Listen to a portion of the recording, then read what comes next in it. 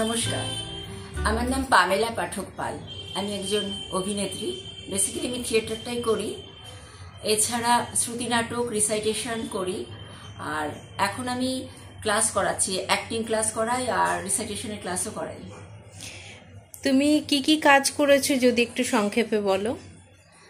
Serial বেশ কিছু সংখ্যক করেছি, তার মধ্যে হচ্ছে এই পথ যদি না শেষ হয়, রোশনাই, আর আরও অনেক কিছু আছে, রানী রাসমণি।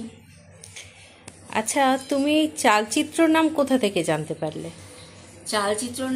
চালচিত্রের জন্মলগ্ন থেকেই আমি জানি, কেন কি এখানে মল্লিকা আছে, সেই সূত্র ধরেই আমি চালচিত্রের নাম শুনেছি। চালচিত্রর কোনো ছবিতে কি তুমি অভিনয় করেছো?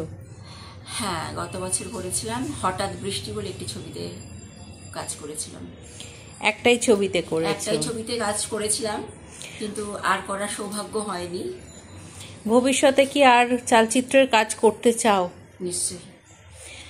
আর তোমার চালচিত্রতে কাজের অভিজ্ঞতা কেমন? চালচিত্রতে অভিনয়ের অভিজ্ঞতা খুবই ভালো। ভীষণ গল্প ছলে, মজার ছলে, আড্ডার ছলে আমরা শুটিংটা করেছিলাম এবং বোঝাই যায়নি যে আমরা শুটিং করছি। খুব ঘরোয়াভাবে আমরা শুটিংটা করেছিলাম এবং ভীষণ আনন্দ পেয়েছিলাম। তুমি তো বললে ভবিষ্যতে আবার চালচিত্রতে সুযোগ পেলে কাজ করতে চাও, তো চালচিত্র তো তোমাকে কোনো পারিশ্রমিক দেয়নি, তাহলে তুমি কেন কাজ করতে চাও? পারিশ্রমিক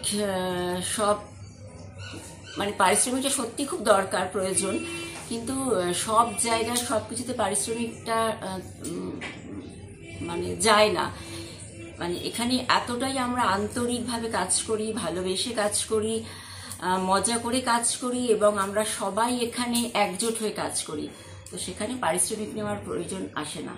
তার বিনিময়ে পাচ্ছি অনেক ফুটেজ, ভালোবাসা, আন্তরিকতা। আচ্ছা, আর তোমার মতে চালচিত্রর ভবিষ্যৎ কিরকম মনে হয়? আমি তো বারবার একই কথা বলছি যে চালচিত্রের যে কাজ দেখছি, মল্লিকা, সজলদার যেরকম কাজের নমুনা পাচ্ছি, যেরকম ওরা ডিরেকশন দিচ্ছে, তো আমি এটা হলফ করে বলতে পারি যে এটা আগামীতে ওরা অনেক বড় ব্যানারে নির্দেশনার কাজ করবে এবং চালচিত্র আরো অনেক বড় হবে। অনেক ধন্যবাদ তোমাকে। Thank you.